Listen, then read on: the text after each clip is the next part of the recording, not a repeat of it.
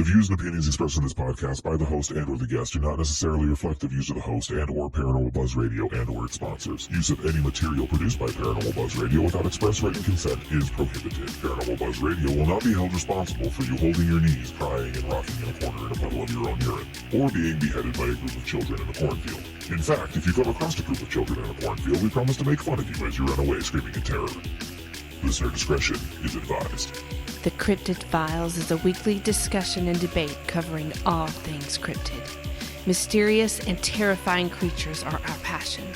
Join us each week as we bring you groundbreaking interviews and accounts, info from research in the field, as well as data and experiences of our own. From the widely known cryptids to the most strange and obscure, we want to believe. Do you?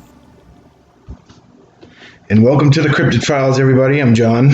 I'm Cindy. And tonight we have a special guest. His name is Brian Hierle.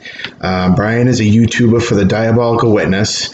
His channel has a focus on documentation, and their location is based close to Portland, Oregon. They document and share evidence that is related to the paranormal.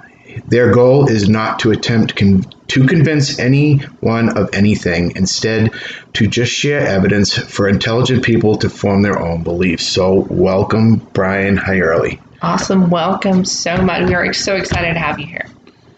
Thank you. So, Brian, you well, first off, why don't we get into this? Why don't you tell us about the Diabolical Witness? What created this? What got you into this? You know, it all started from my experience with the hand that we found in Washington. The paranormal just has always been something that I've been interested in, and it was just a logical next step. Actually, go out there, gather evidence, do investigations.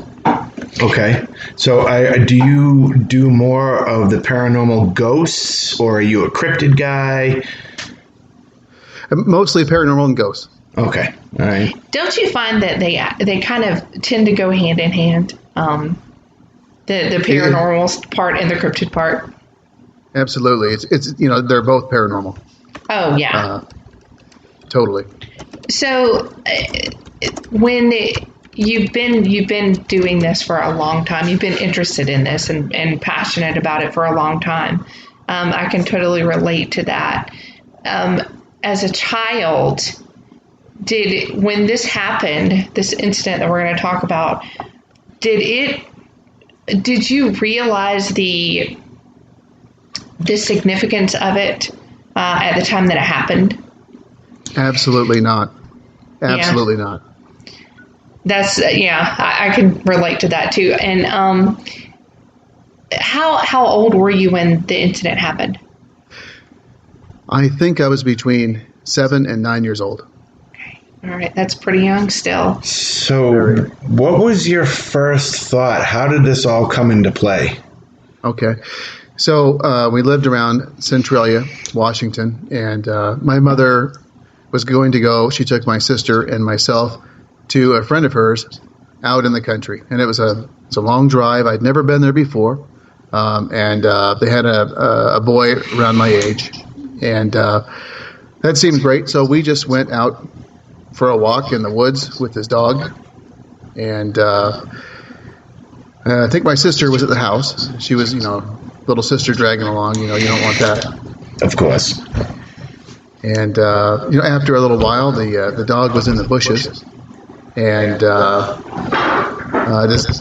he wasn't responding. And we went over there and kind of pulled him out of the bushes, and he had some kind of big brownish black hairy thing in his mouth, and he wouldn't give it to us, but it looked like a hand, and so we ended up thinking, well, let's go home and show the folks, and the dog carried the hand all the way up to the house, and I have a memory of the dog kind of skipping across the yard to the house. He looked really proud of himself.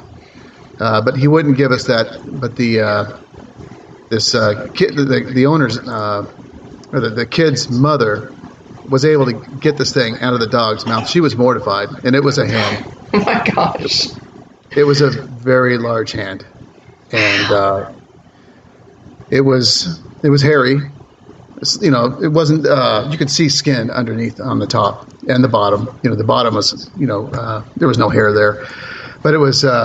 My gosh, it was at least twice as large as a normal person, and the fingernails were almond shaped, and they weren't claws, but they kind of wrapped around the ends of the finger. And I remember the webbing when you pull the fingers apart, and it was fresh. It didn't stink or anything. Oh my gosh! So would you say it was the hand looked like it had been more built for climbing, maybe? Yeah, I would say that it kind of looked like a gorilla hand, but the thumb placement wasn't right. Right. So the thumb placement on it was not far back like a gorilla, maybe? Yeah, a gorilla's thumb comes out more. Yeah, it comes out more like the wrist, right? Yeah, it does. But, yeah, this one was more up towards the pointer finger. That's crazy. Oh my gosh. And it wasn't really bloody. You could see the wound where it was severed, right. But there was a lot of hair, and it kind of covered it up. God, that's. I'm blown away. I've been blown away by this all week, but yeah, I'm just. We've been talking about this since you said yes to the show. So this is amazing. Yeah. It's absolutely amazing. And the fact that so many people saw this. So what were the grown-ups? Yes. What were the grown-ups? What were they? I mean, what did they say about this? It forever changed my mother. And she has a slightly diminished capacity now. Her memory isn't that good, but she's been steady on this. Since it happened. It happened about. I'm 50, so it happened about 41 years ago. Wow. Forever changed her. She was there was you didn't question Bigfoot's existence around her, but now the woman who owned the dog in the home that we went to, I don't know I don't know who she was or anything about her, but I did talk to my sister just this week for the first time. I don't know why we've never talked about this, but I asked her. I said, "Hey, do you remember Bigfoot hand?" And she goes, "Oh my gosh, yes." So my little sister, 5 years old, even has memory of it, but she remembers it because she was terrified of it and she wouldn't get close to it. She said that it was a little bloody hand. That's how she remembered it. Yeah, I can see where her being that small and being afraid that she would not remember as much detail. She probably didn't want to get close enough, so therefore it looks smaller the further away she was. I can see maybe. that. Because, I haven't ever spoken to my sister really about the experience that her and I had. I was 4 at the time, and she was 7, and we haven't really spoken about it. But, yeah, I can see that. I don't know why you don't speak about it. But, yeah, that's the thing that fueled me for the rest of my life to look into this and pursue it. So I get that. And the fact that it changed your mom so much, I can't imagine. I mean, I can't wrap my mind around this. It's mind blowing. I didn't realize how unusual it was. As I got older, my mother, and she'd meet strangers and just say, "Oh yeah, we found a Bigfoot hand," and they would just kind of look at her and just kind of look the other way. And I just didn't talk about it. I just sort of pushed it back, right? Way back, like maybe it didn't happen. Yeah, I get that. I totally get that. Do you think that maybe because of the negative reception that your mother may have gotten, that it sort of caused you to maybe not want to talk about it? Oh, I just tried to believe that it just never happened. Wow. I just pushed it down, and decades later, I mean, this is 40 plus years. Yeah. I've never talked about it really. Wow. Do you feel like it traumatized you a little? Yes, it did. Okay. All right. Yeah. Would you have dreams, maybe even still to this day, about it? No, I'm over it that way. I wasn't traumatized in a emotional way, but just traumatized in a way that I just really couldn't trust, my own memories. Right. Because it's so completely, out there. Yeah, it absolutely, even now, this is something that you just don't hear about. This is, I mean, it just doesn't happen. And if it does, I'm sure it's covered up. So the fact that you saw this that's wow. I mean, even though I know at the time you probably didn't feel like it, that's rare. That's you're fortunate to have experienced that. Yeah, I if you were to sever a hand, I would imagine it would get stiff relatively quick. Yeah, Right. I mean, probably. I mean, I've hunted a lot of animals, and probably very quickly. I mean, I guess it would just depend on the size of the animal, but I've had turkeys go rigor mortis on me within about an hour. You know, maybe 2 hours. They go stiff as a board. But So this had to be, you guys had to. just walked in on something. Yeah, You would imagine. Wow. That's probably why we Jeez. found it. Yeah, because otherwise you would not have found anything. And that brings up a whole separate set of questions, because what in the world could you have potentially interrupted? Yeah, and there are people out there that must know, because word got out. We put the hand in the freezer. My mother put it in a bag and froze it. And I don't know where the hand stayed. I don't know if the hand stayed there or if we brought it home. But I do know that my mother said the police came. So I'm assuming that it was with my mother. She said the police came because talk had got around town that there was a hand in her freezer, and it got to the police, and obviously that's some sort of a crime. It doesn't matter if it's a gorilla, Right. or a person. And they came to the door. I don't know if my mother was with her friend or not. She may have been over there, but the police came and said, "We've heard about this. We'd like to see it." And they produced it. And the police said, "I don't know what this is." They suggested it could be one of those ashtrays. They make ashtrays out of hands, possibly. And it could be a smuggler. Okay. Which I find that, I don't know if a smuggler would leave their stuff out. Yeah, There's no way, and not for it to be that fresh. And what were they smuggling? I mean, it still doesn't explain what it is or what it was. Wow, that's crazy. Yeah, the police took the hand, and they didn't. My mother didn't think to get a badge number, and she tried to check up on it down the road, and she hit just nothing but just brick walls. There's no record of this. She didn't know the officers' names, of course. Of course. That's interesting.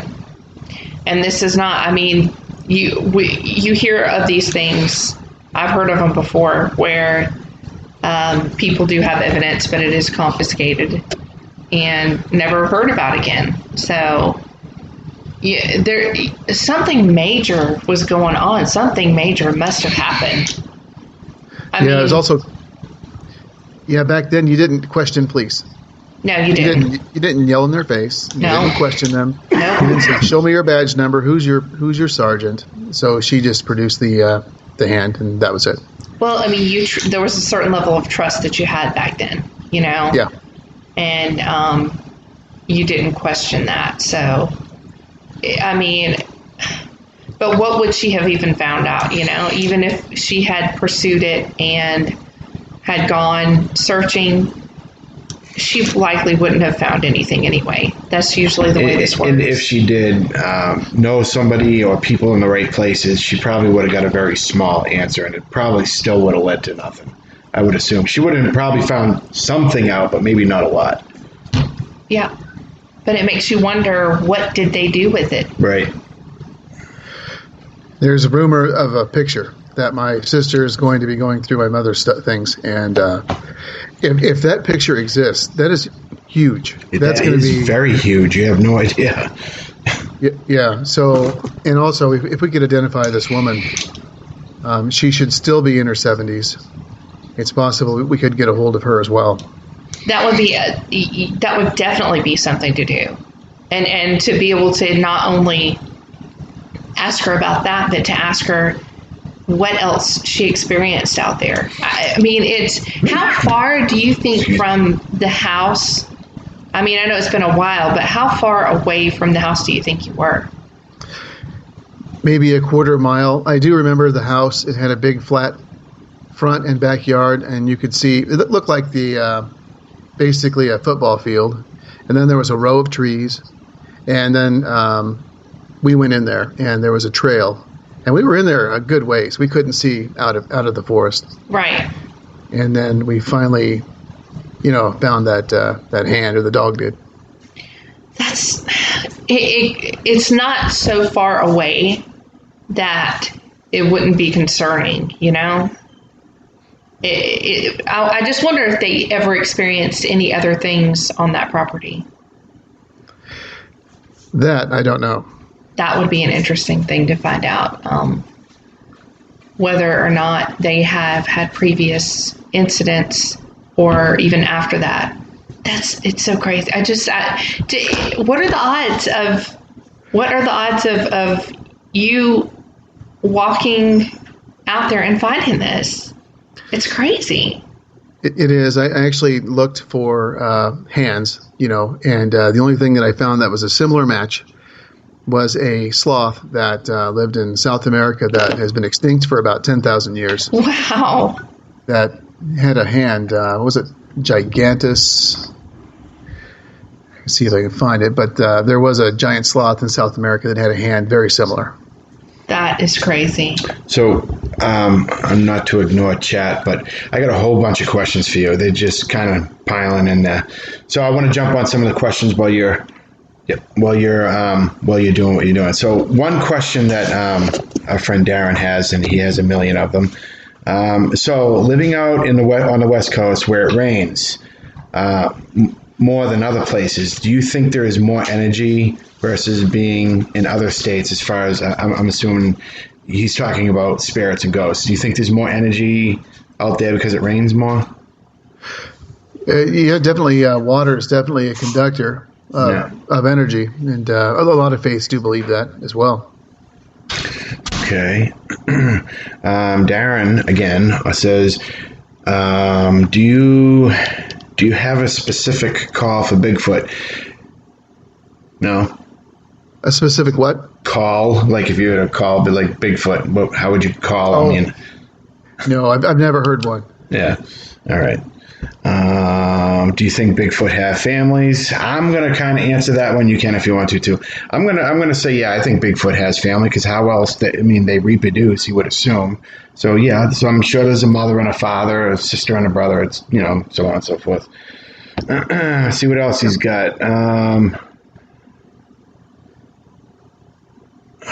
I'm curious if Bigfoot's blood is the same as ours or different, and what it could do in the medical field. Yeah, well, it's right there, and you did mention that on last week's show too. And I would like to see what could happen to, if we could somehow use Bigfoot's blood or DNA in some way to help us. Who knows? It's red, if that was a Bigfoot hand. Okay. So that answers some question. Darren says, what do you fear the most about the paranormal? Oh my goodness. I do a lot of solo investigations. Oh my Lord. I feel a greater connection to the whole environment when I'm alone. And it's just the fear of the unknown. You just never know what you're going to see.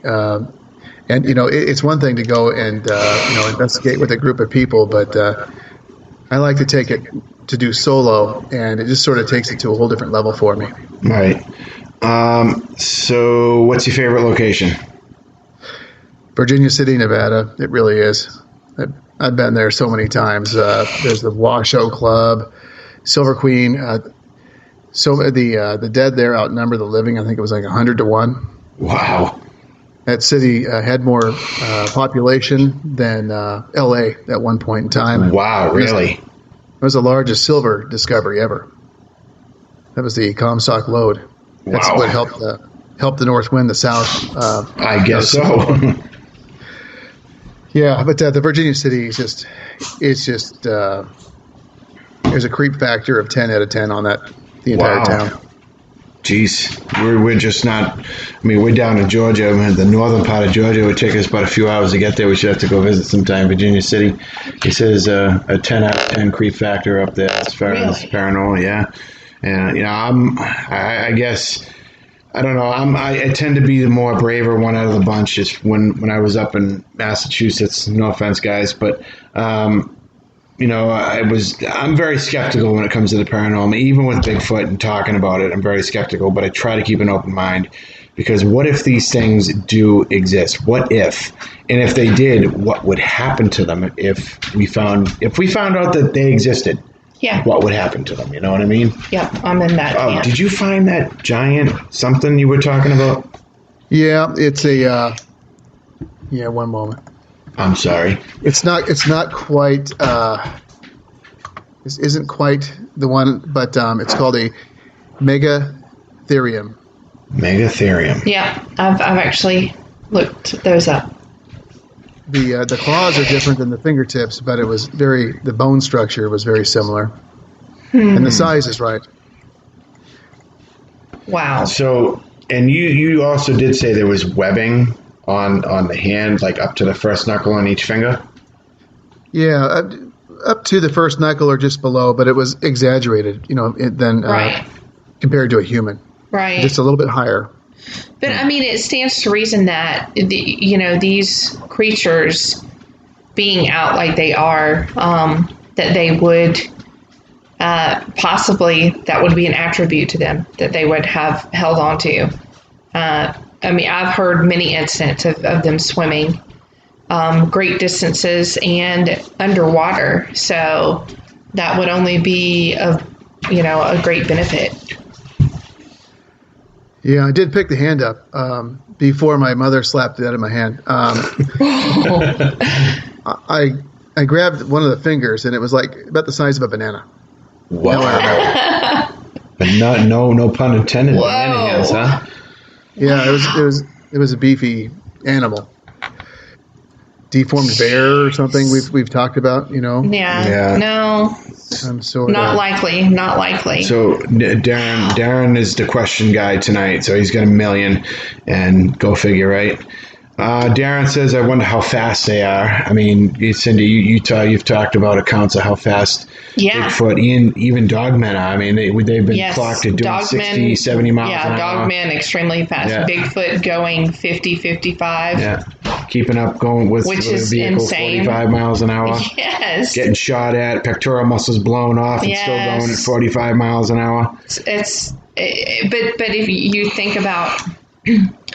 It almost seems like it would be the opposite, that an animal that large would not be that agile, but there are so many accounts of their ability to just be mobile and their agility, and they have so many different ways that they can move. The quadrupedally, bipedally, a thing called a spider crawl, which is frightening. Yeah.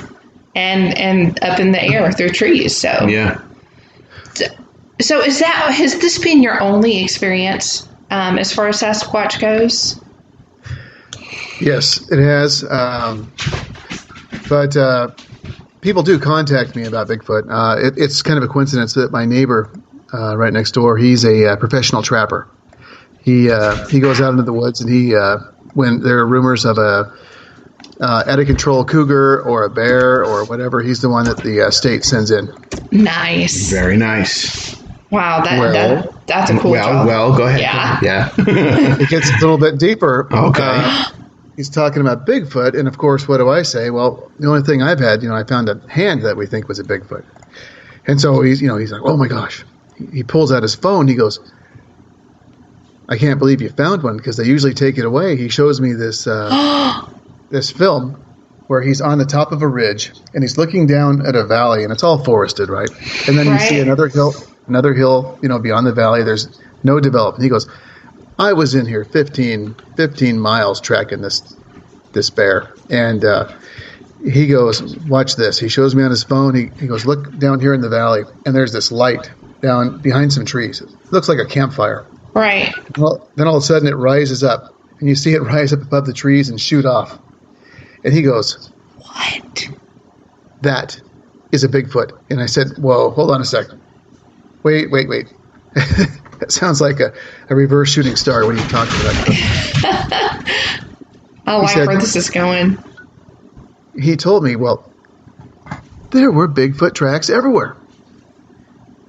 And he even showed me a picture of the Bigfoot tracks. Really? Yes, they're on his phone. Go ahead. I'm sorry. I don't mean to interrupt. No problem. But that was pretty much it. He's a real Bigfoot believer now. You know, that is not an isolated incident. We could see that video.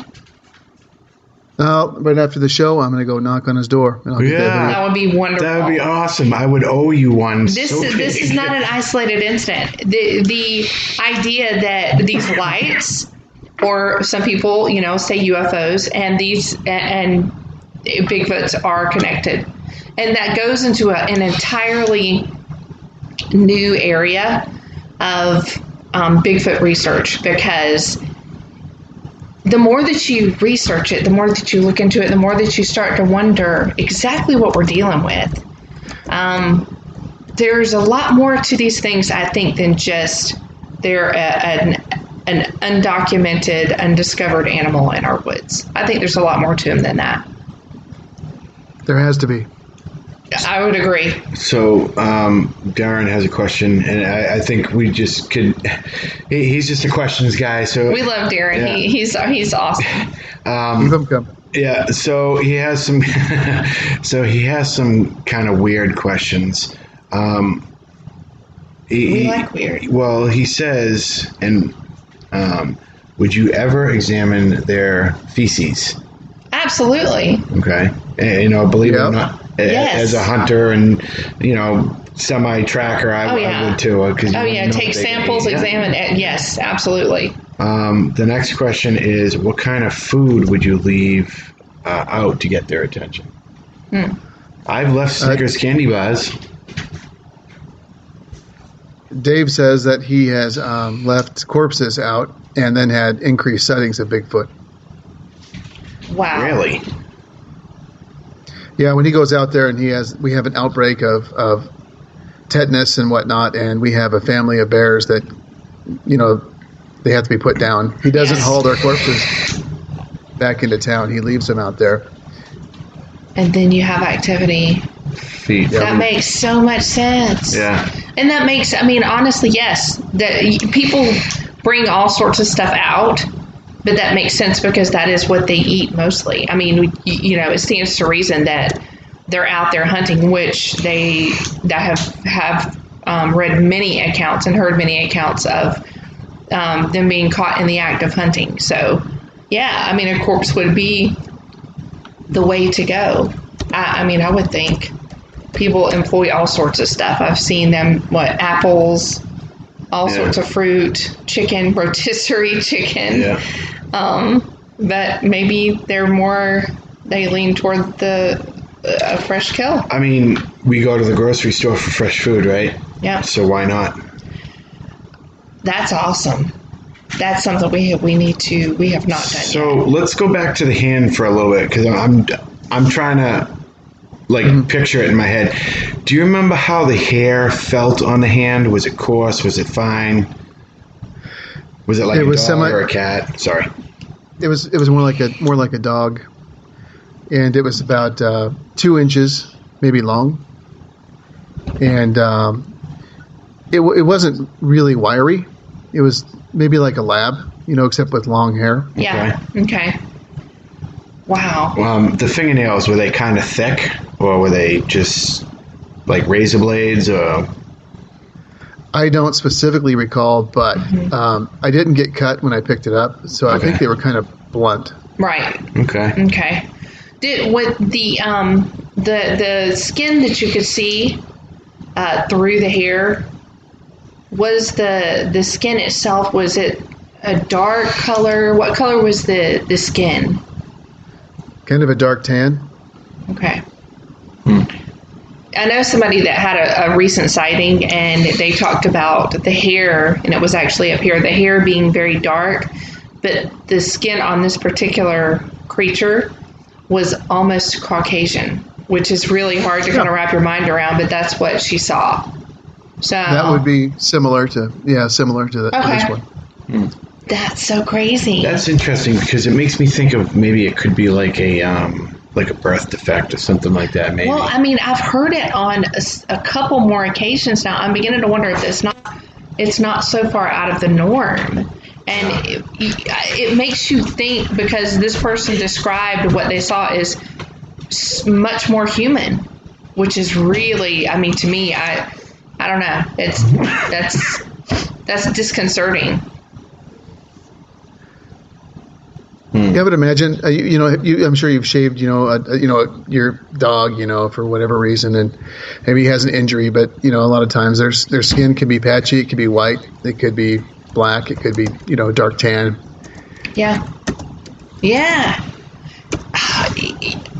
One day, I hope that we get to see one. I mean, I don't want anything bad to happen, and I'm on the fence about whether or not we should discover these things officially or not. But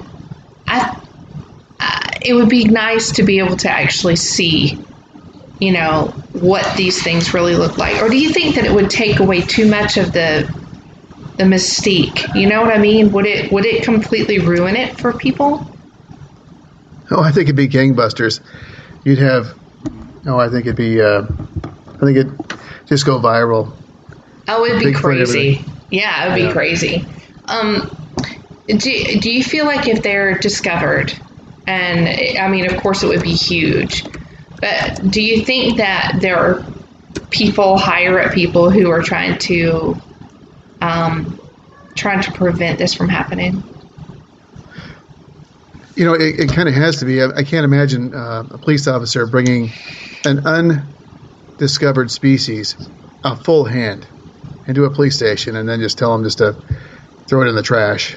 Someone must have took it, and I've never heard any stories about it, so that would tend to, I would believe that there's definitely a conspiracy. Yeah, I think there is too. I really do. And I think that, people say, well, there's not been a body, or there's no hard evidence. I think there has been. I think there is hard evidence. But when you think about the fact that if these things were officially discovered, any habitat that could possibly be their habitat would be protected, which would prevent a lot of deforestation. It would also prevent people from developing. It would prevent a lot of national parks would have to close because it would be a dangerous area for people to be. There would be a lot of revenue lost, a lot of tax dollars lost from just that alone, not to mention all the other repercussions with people going into the woods in droves trying to, be the next person that gets a Bigfoot body. It would be crazy. It would definitely be something that would affect a lot of industry and a lot of people.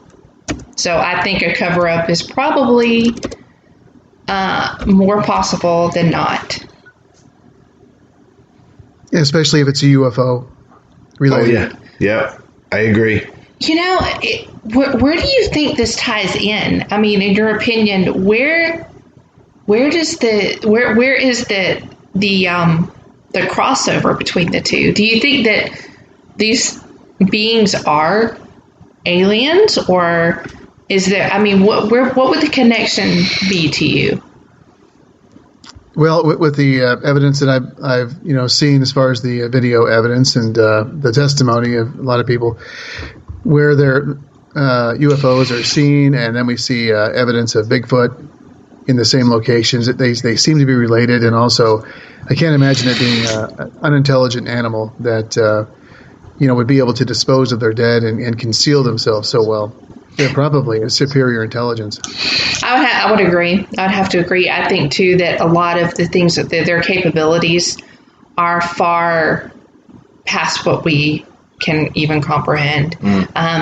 I know that NASA did some testing with infrasound, and it was kind of a carryover into, whether or not Sasquatch can use infrasound. But it goes into there. It gets into a lot of interesting quantum type stuff, but also the fact that we're relatively sure that they can make noises that we cannot hear with the human ear. So if that's the case, then they could be close by and us not know it. Once you start to really dig into it, you realize that there's a lot more to it than what we know. The idea that they can affect us or make us forget or make us do, wander off into the woods. I think that they're highly underestimated by a lot of people who go out and think that they're just going to go out and hunt one of these things and kill them.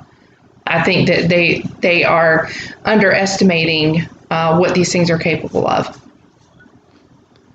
Oh, without doubt. I mean, most species can hear frequencies that we can't. So it'd be reasonable to assume that they can probably hear that as well. So do you actively go out and search? I don't. I do go in the woods. I'm a mushroom picker, and I've been doing it all my life. And I do hear there's this phenomenon that happens, and I've always assumed that it's a cougar because you never see them when you're walking around in the woods and you stop, and then you hear 2 or 3 more footsteps, and then it's quiet.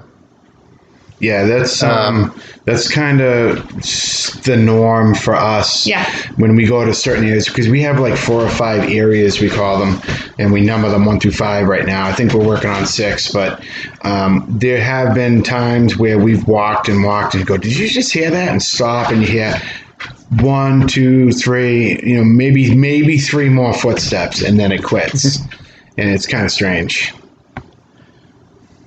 Yeah, well, we have cougars here, so I just assume that that would be a number 1 suspect. But this could be, this is Bigfoot country. That's where I go. I go into the Coast Range. Yeah, I mean, logically, you would think cougar, bear, coyote, maybe, because, I mean, how often do you really see a Bigfoot? I mean... but the thing is that you do, people... Right, no, I understand that. We've had this debate a million times. We have had this debate. Mr. David Bacara, great guy, Expedition Bigfoot down the road in Cherry Log. Absolutely. He and Melinda will tell you that these things are not rare. They're everywhere. And I would have to agree with that. We do have cougars here as well. Yeah. We have cougars and bears and panthers. And we actually do have panthers and bobcats but there are some things in these woods, and we have a lot of woods like you here. We are surrounded by national forest and protected habitat. So anywhere we go within 5 miles in any direction is national forest. So we're surrounded, and I mean, it's wonderful. It's amazing. We love it. We're out in the woods a lot, and there are some, even this morning, there are some things that there are certain noises once you're acquainted with these woods.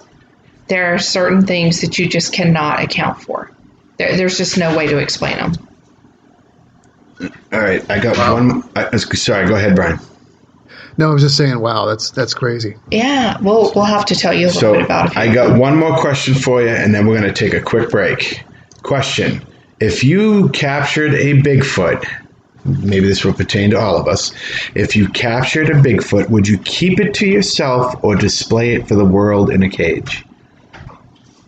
Ooh. All right, now I'll take the first stab at it. I'll go first. Yeah. So I'm skeptical. I'm more of the proof guy. I got to see it to believe it.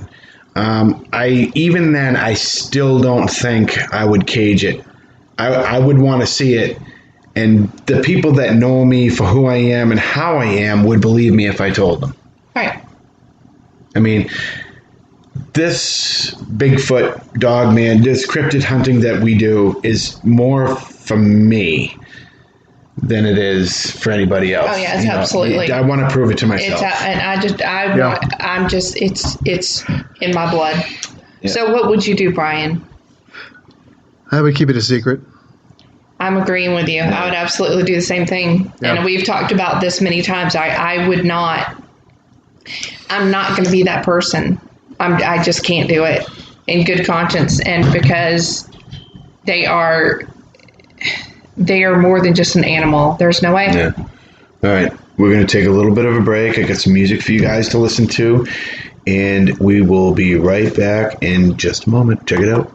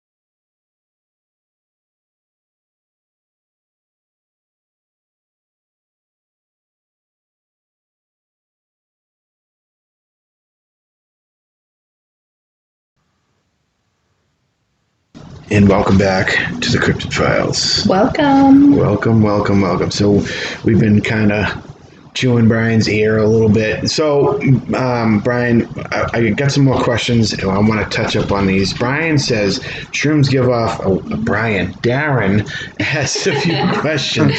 Shrooms give off a weird vibe, don't they? I don't know what that's supposed to mean, but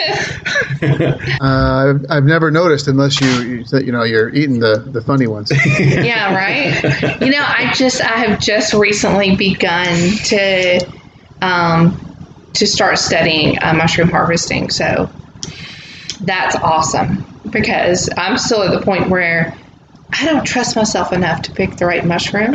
So you need to be very careful. And I'm an expert in 3 varieties, and those are the only ones I touch.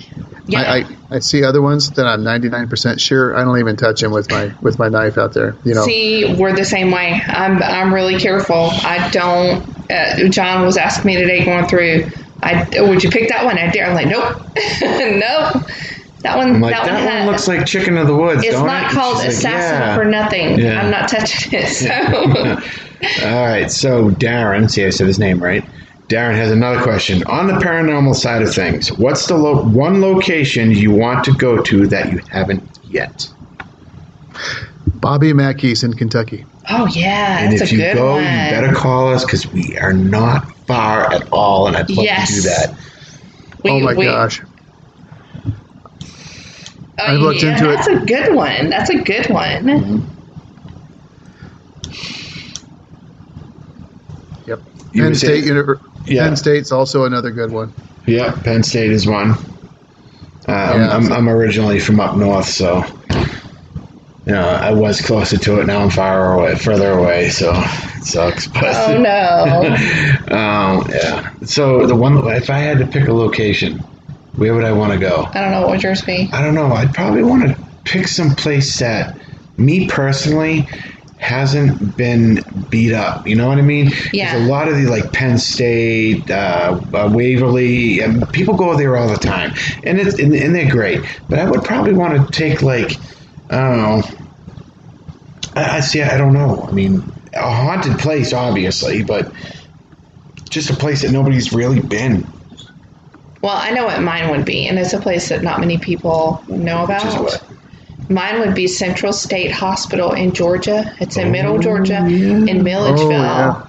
Yeah. That one has been on my list for a long time, but you can't get in there. I wouldn't say we can't. Well, if we I've did, gotten into places that we shouldn't have gotten into. I don't even know what I would do.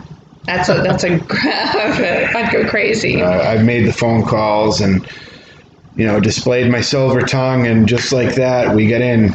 We will see. So, I mean, example, the old Cotton Gin up in my old hometown of East Bridgewater, Massachusetts. Yeah. We got in there. We sure did. The USS Salem, I've done that. We've done Middleborough Town Hall in Massachusetts a million times.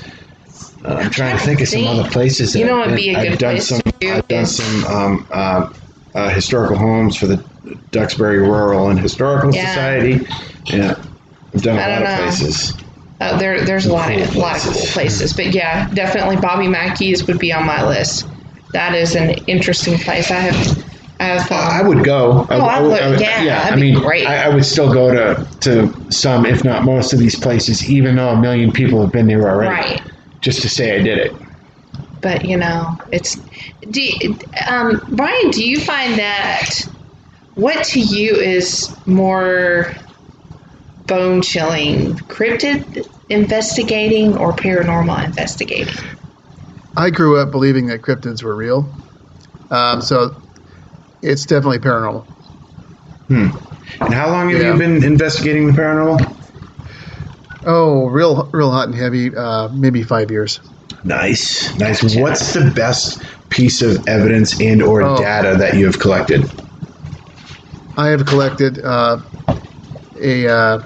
hour-long whispering that I think that if I had recorded this in Fort Knox with armed guards on every exit in a controlled environment, it would have been proof of life after death. Wow. It proved it to me. I was at this private home in Beaverton, Oregon. I was with 2 other investigators, the homeowner and their daughter. This is a 3-story house. I put this recorder next to my laptop, and there's a fan, and the fan caused some sort of sound where you can hear chanting, and I have it on my YouTube channel. It's crazy. I have to check it out. So it was just Yeah. like the right sort of environment and energy kind of collided to make There was an ambient sound, and nobody was in that room. There was no TV, no radio. There was nobody on that floor. And you can hear, it takes a while. It sounds like bubbling water, but then you hear this, then you can hear some talking like, I knew her long ago, and things of this sort, like, don't let him take you. Don't go with the man. Don't go with the man. It's insane. Wow. Completely insane. Well, I mean, an hour long. Now, here's my question. If it was an hour long, do you think it was intelligent or residual? I think it was residual. Okay. Mm-hmm. I would tend to agree with that because it sounds like a residual haunt because it went that length of time. Usually, when you get something that's pretty intelligent, will community, it doesn't last very long. I mean, They at don't least have that that's much to what say. I've come across. Right. Yeah. Yeah. That's really interesting. At one point, it was, be careful, he's got a gun. Wow. Leave before, and then we got one that says, leave before he comes back. I mean, this is crazy. I mean, that's just off the Richter scale nuts to me. That is insane.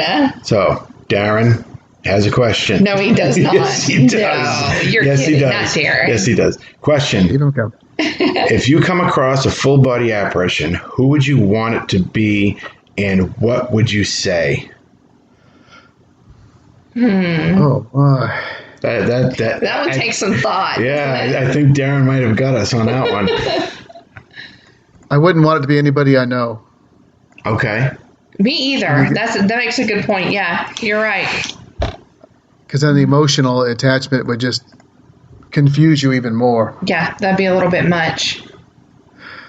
I'd like to meet somebody whose life was cut short and, where they could communicate some way that I could help them. I think that would be. That's what cool. might be the first thing, or what would be the one question that you would ask them, or what would you say to them? What took you so long? Yeah. Yeah. Yeah. See, That's not a bad question. I'm gonna go out there. I would want it to be the spirit of a deceased Bigfoot. Oh, Jesus. That's right. And I'd ask him. What would I ask him? Well, it wouldn't do any good to say, "Are you real?" Because then he'd be there. I'd ask where everybody else is. Yeah. Yeah. I'm so obsessed with this. It's terrible. I'm that person. I definitely am. We live 10 minutes from Expedition Bigfoot, and that's not accidental, by the way. Yeah, right. Oh, wow. Yeah, for all your Bigfoot needs, go to Expedition Bigfoot. That's right. You should. I mean, Lord knows we in do. all reality, yeah. I mean, it's a great place. And David and Melinda down there, they're great people, very knowledgeable. They got all sorts of stuff. If you ever get the opportunity to come down to Cherry Log, Georgia, go there because they have casts of feet, hands, knuckles, butt prints. A butt print, yeah. They have scat that's 3 feet long. They as do. opposed to Bigfoot. It's a cast, yeah. Yeah, I mean, they got hair samples and everything else. Yeah, but beyond that, they've done such a good job putting this museum together. It's informative and it's just a great place. It is the biggest Bigfoot museum. Yeah. Entirely, they are the biggest, and they just did such a wonderful job putting it together. It's not campy. It's not. No. It's not. Oh my gosh. I don't know. You just have to see it. It's a really cool place, and they did a good job. It's something I think that every Bigfoot aficionado or researcher should go and visit. Mm-hmm. So I'm going to look it up. Yeah, check it out. Absolutely. You definitely got to check it out. So, question from you know who: do you experiment? I'm sorry, he kind of goofed up on his spelling. Do you have any? Do you do any experiments, or have you had an experiment you wanted to try? As far as paranormal? Yeah, paranormal. Oh yeah, I did I have a radiation detector, Geiger counter. Yeah, I've been thinking about one of those, believe it or not. You bet. And I did determine when I was doing ghost box sessions, when I was having the most interaction, where you're getting responses, how many fingers am I holding up? 3. Or, you're asking numbers and you're getting 10, 9, 8, 7, 6, whatever. That when I'm getting some really good interaction, I was getting spikes of radiation. Whoa. Not harmful, but they were higher than the baseline that I took before the session. So I've done some, unusual things of that sort. Speaking of unusual, do you think that you could take equipment that you use in investigating the paranormal and use it in Bigfoot research and investigation, such as a spirit box? Do you think that a Sasquatch, Bigfoot, whatever you want to call them, do you think that they would be able to communicate in some way through a spirit box as well? I think that would be kind of a stretch. I would focus on more audio, video, maybe thermal. Right. Yeah, absolutely. Yeah, because Bigfoot is going to be more of the hard evidence or data, whatever you would like to call it. You know what I mean? It's going to be the more, like you said, more visual, more audio than a spirit interacting with equipment. Yeah. Well, the reason I ask is one time we were out camping. Check this one out. We were just camping, and we were in an area that there's nothing out there.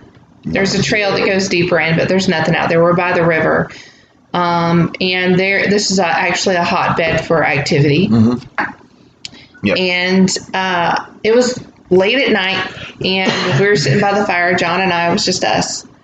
And we had the spirit box out, just playing with it. And I was like, okay, I'm going to do something. And I asked, have you seen the hairy man? And we immediately got an answer, yep. And then it said, it's me. Oh, wow. I don't know. I was like, no. So, me being from the north, I turn around and I'm like, yep, I'm a Yankee boy. I'm from Boston, Massachusetts. Have you heard of the 54th Regiment? And blah, blah, blah. Just, trying to not really provoke, but trying to throw a little bit of salt in the wounds. And just to see if I could get anything. He does nothing. Nothing. He got nothing. Are there any moonshiners out here that may have passed away? Nothing. She asked about Bigfoot. Bam, there it is.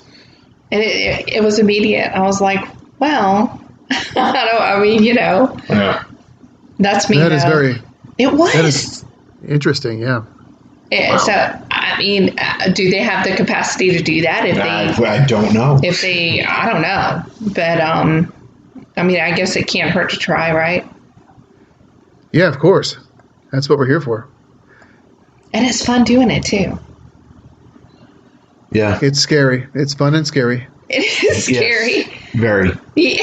I'm used to being in a house with 4 walls and feeling protected, hunting or investigating ghosts. And then you drag me out into this woods, this national forest, and there's nothing but miles of ground and nothing to protect you. And it's dark. And it's dark. I do that. Got cougars, it has bear, it has coyotes, which I'm not really afraid of. But creatures I'm not familiar with, because where I come from, I don't have cougars. I don't have bears. We have fisher cat, which are pretty effed up, man. And oh my God, fisher cat. Have you ever heard of fisher cat? I have. I've never seen one. Oh my God, man. If you've never heard of a fisher cat, look it up on YouTube, because it sounds, the only way I can describe it is it sounds like a baby dying. Yeah, I've heard it. It will send chills right up your spine. But here... Oh, I see it. That's scary looking. Yeah. It sounds scary. We don't have those here. He had them up in Massachusetts. I would rather here those than cougars. We do have cougars and all sorts of other things. And I do drag him out in the middle of the woods at night. Yeah. And No, I'm not going to lie and say I go out there and I get balls of steel, because I don't. It's just a fact that of a possible, 9 to 10 foot, 12 foot creature weighing anywhere from 1,800 to 1,500 pounds. It's like, Spider-Man looking at the Hulk. You know what I mean? It's just like, what are you going to do? I think my big thing is I need him with me because I don't have a scare filter. So I'm just like, I'm ready. Let's go. We're gonna go find it. We're gonna see it tonight. Let's do this. So, and he's just like, stop. I kind of have a funny story. So I've been to the doctors recently and getting my health back under control. Not that I was dying or anything, but my doctor, Renee Guild over Georgia Mountain Health, great doctor, by the way. So she put me on blood pressure meds and diabetes meds. And so we've been doing exercise. I go walking every weekend with this lovely lady right here. Yeah, I drag him out and we do like 5 miles every day. It's just a walk when it's 5 miles. That's just that's a little walk. That's a warm-up. That is. So today, I am guilty of this. We went down a pretty well-known walking area, which has some potential paranormal activity in it. But we weren't there for that. And way off, but about a half mile across, you'd say. Yeah. About a half mile is the other side of the trail. And you hear some kids, and everybody always goes out there and goes, woo, woo, wee, wah, and tree knocking and everything else. So I took my best big boy voice, took the biggest, deepest breath I possibly could, and I yelled and I let out the biggest, deepest like that as loud as I could. And then I went, blah, blah, blah, he was doing samurai chapter. And it was like echoing. And I started hitting the trees and everything else. Oh, yeah, he was tree knocking. I will tell you, there was silence. It got so quiet out there. Nobody hooted, yelped, or anything the rest of the time we were out there. Brian, I told him we're gonna go visit the museum next week, and they're gonna have like a new Bigfoot encounter report on Aska. Yeah. From him. So yeah, It was So I'm going to throw this question at you, Cindy. Darren, go figure. Says, do you know if anyone has survived being attacked by a Bigfoot? Yes. Brian, you can jump in if you'd like to. Yes, they have. Unfortunately, they lost their arm. Who was that? It was a hiker, and it was out in Montana. And the man was jogging, and he got lost, and he encountered a very upset Bigfoot because he was in the area, I guess, in the wrong area. And the Bigfoot jumped down out of this tree, grabbed the man by the arm, ripped his arm off, took his arm, and left. Started eating it in front of him first. Yeah, it was gnawing on it. What the thing that people don't realize is this gentleman was actually eating as well. Yeah, he was eating an apple, a snack. Something. Yeah. He was eating something, and Bigfoot just was like, nope. Took his snack arm. Yeet, just and ate it. Took the snack arm. So yeah, I don't know. So I mean, yeah, there's been some areas that we've been in, that same area that we were just telling you about. We were walking out one night at 1:00 in the morning out of the woods, and we were discussing, and I've told this story a million times, discussing what happened, because I was listening with and recording in this one area. We were going after paranormal. We were going after ghosts, and all of a sudden I started hearing walking through the woods, and it freaked me out. Just like Brian was talking about, the walking right behind us. It was mirroring what we were doing. No, that was the one where we were just standing there, and I was listening. It might have been with Lily. And anyways, I was listening. And I was like, no, I can't do this because I can't see it. You know what I mean? It's pitch black. I can't see it. I hear something walking. I got to take these off. It's freaking me out. Prior to that, we also heard some crashing and a big tree snaps. Yeah, it was with me. You. Yeah, because then we were walking out. So we're walking out, and we started going up this hill, and we were either like halfway up it, give or take, and all of a sudden we heard the most deepest guttural growl you had ever heard. It just vibrated everything. It was like really deep, very, very deep resonating growl. Yeah. Like similar to that. And it was like, she was like, nope, I'm out of here. I'm like, wait a minute. What was that? I want to go looking for it. That's the She's one like, time I'm like, no. I know what that growl means. It means get out. So we're getting out. It was, she's like, nope, and the whole way out. I had bad ankles. They've since gotten better, but played a lot of sports, beat myself up as a kid. So I'm not running. I'm dinner. Okay. So I have some interesting. I have. Brian, do you feel like that these things can become violent, or some of them can become violent? I've never had any experience my time in the woods. As a matter of fact, I'll be spending the weekend out in the Coast Range this coming weekend. I've never been scared. I have heard unusual sounds and the footsteps, the phantom footsteps, but I've never been threatened. Yeah, see, neither have we. I mean, there's never been any sort of threat. Excuse me. We've had interesting things happen, but no threats. So this is one that's been sort of gnawing away at me.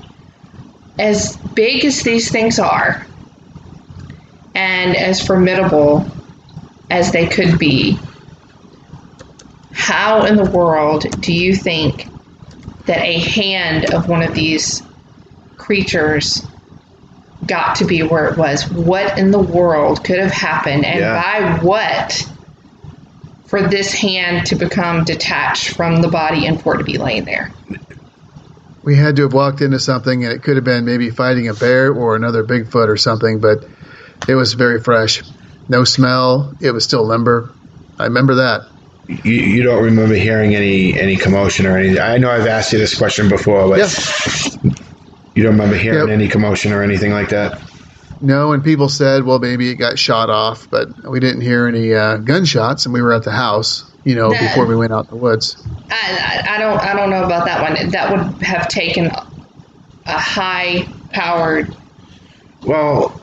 to shoot it. This is a big hand. So if you were to give us a size of this thing that you can remember, how big? You did describe it to me at one point, but how big do you think this was?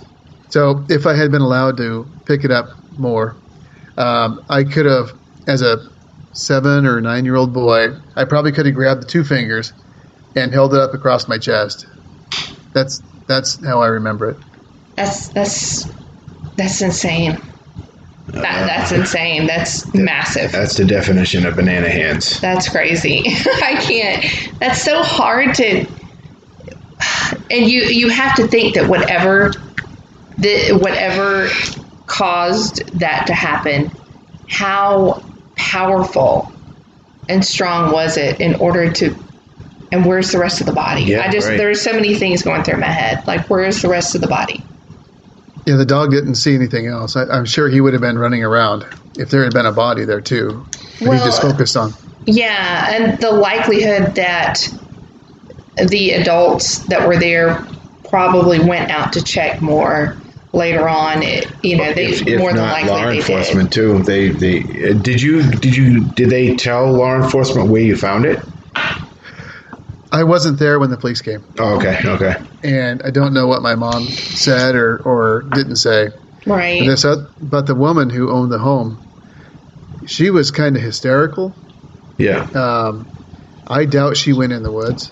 And I don't know if she had a husband, maybe, who would go out there. Right. So I'll be talking to my sister, and hopefully if we find that photo that's supposed to exist, then maybe we'll have a clue as to who that was.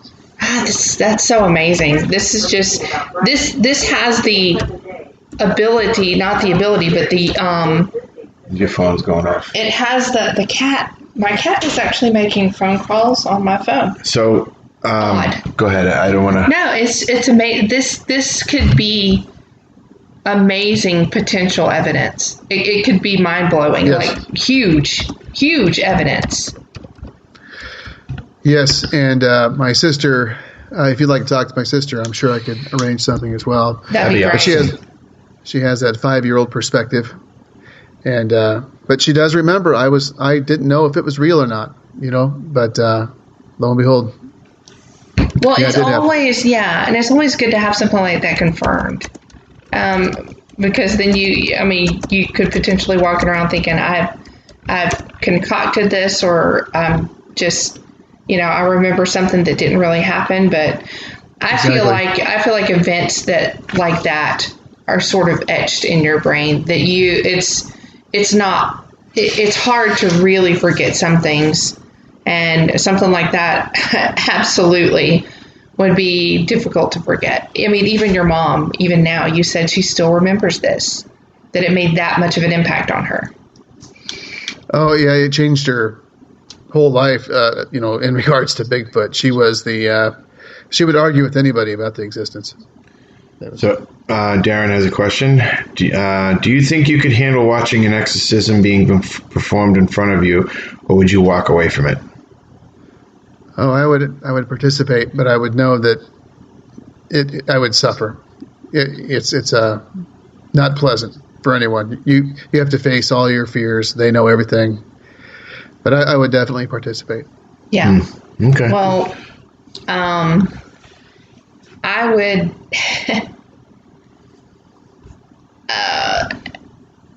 Nothing that we have to answer now. We can always do it later. That's fine. It's fine. Yeah. I've actually had to go through one. So it's horrible. Yeah, it is. It's horrible. I don't know if I would be able to participate in one, being on that side of it, because I've had it done to me. So I don't know. That's a tough one. I don't know that I could, because I don't know if it would be more risky.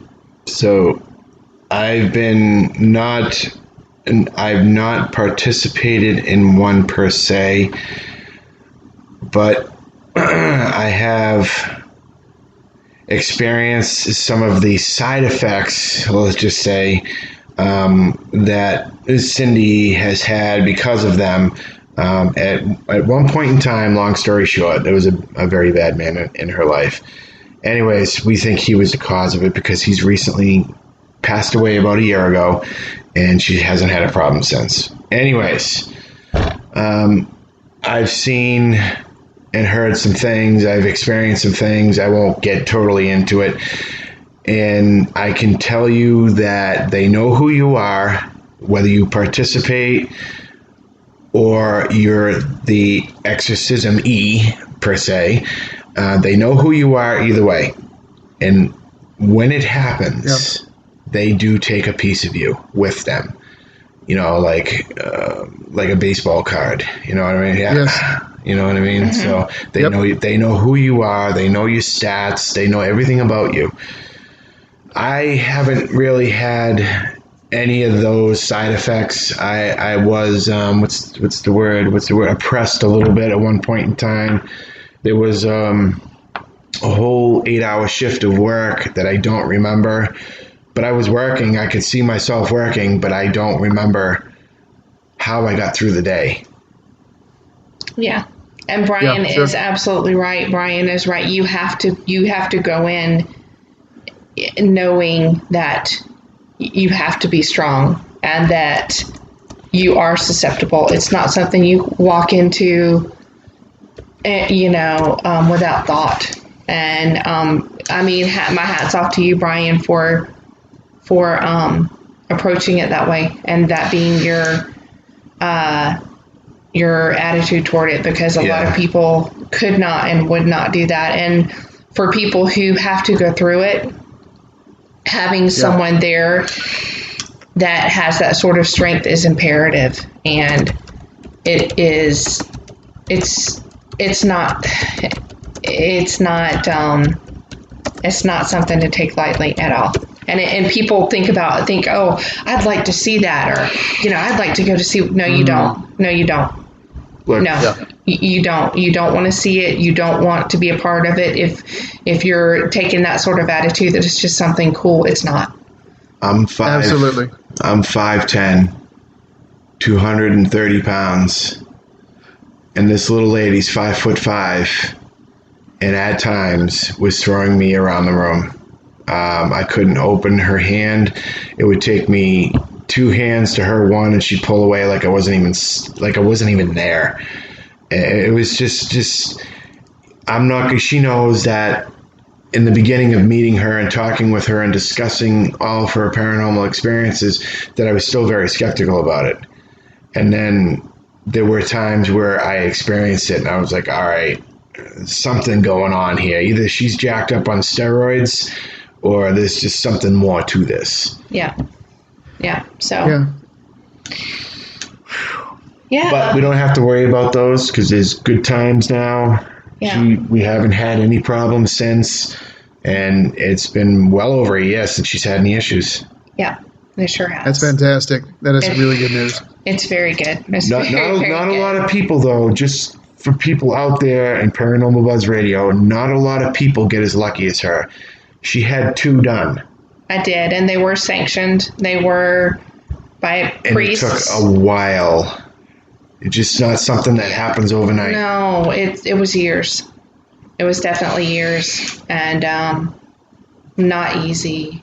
Not easy. Just it's not something that you want to go through. So come on, Darren, you got to give us some more questions here, bud. I know you said it was a touchy subject, bro. But have you ever, Brian? Have you ever had to deal with that negative part of the paranormal? Yeah, absolutely. I have 2 friends that grew up with a mother who was suffering on and off from possession and poltergeist activity, and they're both horrible drug addicts as a result, and they are totally oppressed. Yeah. Yes. Yeah. Yeah, it will do that. It's far-reaching. It's not just the person who is affected, and I'm glad that you brought up the fact that it's on and off, because it's not something that, it's not like people think where you're just constantly, they're in you right there all the time and constantly, you're tied to a bed and in this, like, it's not like that. It's this weird sort of thing that you do where you're functioning, but then you have this other thing hanging over you that takes over, and it's just it's something that not a lot of people can understand or wrap their mind around. It's just a voice. Yeah. Yes. It's a voice, right? It's a voice saying it. You're no good. You know what? It doesn't matter. No one cares. Just do it. Absolutely. So absolutely, you're right. It is a voice, and it's a voice that starts to blur, and it takes over. Question: would you use or have you used a Ouija board during any of your investigations? Yeah, sure. I've never seen one work. Now, I do have kind of an answer to that because I've done Facebook Lives about these kinds of things. The Ouija board, it's kind of touch and go. It's either you want to or you don't believe in it. There's a thing called, and I could be pronouncing it wrong, idiometer. It's when you put your hand on something, your fingertips. You know how you put your fingertips on there? Well, your brain is still telling your fingertips to stay on there, right? Right. So your finger is actually moving, but you don't know it because it's so slight. So those vibrations are supposedly causing that planchette to move. It makes sense. Yeah. It does. Okay. Supposedly. I myself will not, just because. Yeah. Well, I mean, obvious reasons. I don't want to do anything that could potentially be an issue. Right. So, we don't want that. No. There are some very weird things that we have to do or don't do. Oh, he's got another good question, Darren. Oh, goodness. If you could make the ultimate device for your investigations, what would it be and why? I want to know this from Brian. That's a good question. Yes, this is a good question, Brian. Oh, yeah. I've always wanted a paranormal rope. That's basically a light strip. It would look like an extension cord that I would run through a place where I investigate. It's basically every foot is an EMF meter where you can track changes in temperature, light, sound, where it would, somehow register where you could record this on a central location, I called it the paranormal rope is what I was going to call it. That is son of a bitch. Why didn't I think of that? Could you imagine having that hooked up to a central command center and would say, "Oh my gosh, we have a cold spot. It's walking down the hallway towards you right now." Oh my God, I'm getting goosebumps. You have to go and patent this. I will help you build it. So that you can do this. I will help you build it. That's badass, genius. Dude. That is really badass. It is. Yeah. And he gets full credit for anybody out there who's thinking about this. Yeah, hell yeah, man. Oh, that's you heard it here. Yes, we did. You better believe it, that's too. That's badass, though. I've got to admit, I've seen something similar to it with a whole bunch of blinking LED lights, and okay, great. That's crazy. But I can actually imagine that. That's great. Yeah. That's like the perfect. Yeah. The perfect. That's awesome. Equipment. Wow. That's a good one. So, Brian, we're coming towards the end of the show. And I want to be able to give your YouTube a shout out. So why don't you tell people where they can find your YouTube channel? Obviously on YouTube. Just why don't you give them all the stats on it, and maybe they'll get some more likes out of it. Oh, sure. Real quick. It's Diabolical Witness on YouTube. And it's a mix of investigations. I have some dramas, basically just scary, fun, dark movies on there. Right. We do a lot of fun chats. It's not all paranormal. We'll have a talking skull and a stick come on sometimes, and he's obnoxious. And it's just a community with a lot of good friends, and it's a fun time. Come down and join us. Oh, we're gonna have to check. Awesome. I just subscribed today, as a matter of fact. Yep, and you guys, we're gonna be sharing that as well. So everybody who's listening, you guys go. Like it, subscribe, click the bell, do everything, get more subs to his channel. Because this sounds great. Yeah, it sounds really great. I like the name of the page, Diabolical Witness. You definitely have 2 new subs and 2 new fans. Yeah, so. For sure. Oh, thank you, guys. You're welcome. I think that what you do is awesome. I think that your account is amazing. It is up there with some of the most unbelievably amazing pieces of evidence I've ever heard. It really is. Oh, thank you. That's interesting. Yeah, it just seems like normal. Yeah, I know. And you're just like, that's what it is. What it is. You know what I would do if I was you. If you're gonna go check out Expedition Bigfoot, in all seriousness. Yes. Get a hold of them on their Facebook page. It'll take them about a day or 2 to get back to you. Tell them your story.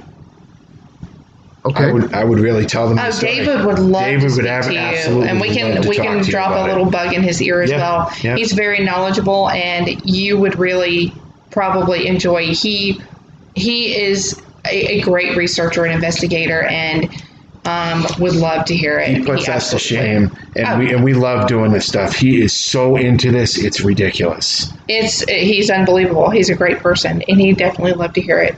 We'll have to to work that out and get that hooked up. So Darren's got one more question. For crying out loud, Darren. We love it. We love it. If you had an object in your home or wherever. I'm sorry. What's the one object in the world you never want to be haunted? Oh, okay. I do collect haunted objects. Yes, I have myself. See, I have a mirror. Ooh. Yeah. I have a mirror that actually spoke to me in reverse English the night that I brought it home with my television set turned on, and I caught it on film. It's crazy. Things were going crazy, and so I have cameras. So I positioned cameras, and I was rolling all night. And my television has never done this. It turned on 5 times. I got it on film. I got open air talk. Wow. It sounded like gibberish. I played it backwards, and it was, "Save him, see me enter him." I kid you not. Oh, damn, dude. That is great. I don't know, man. I might throw a brick at that mirror. And you can see the mirror because I hadn't even hung it up yet. It's leaned up against my entertainment center, and that's in the shot. No you know what? way. This came from a friend of mine it came from, the one who suffered from demonic possession. Whoa. It came from his home. Wow. See, I love that kind of stuff and collecting sort of those things. And John would actually be very. He would let me do it. He would let me. Well, So- I have a witch friend out of Maine.